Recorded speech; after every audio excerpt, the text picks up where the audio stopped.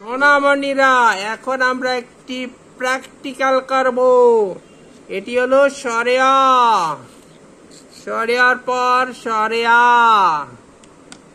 এবার রস্বই, রস্বইর পর এবার হলো দীর্ঘই। কি দীর্ঘই? তারপর বন্ধুরা রস্যৌ, তারপর হলো দীর্ঘৌ, তারপর হলো রি,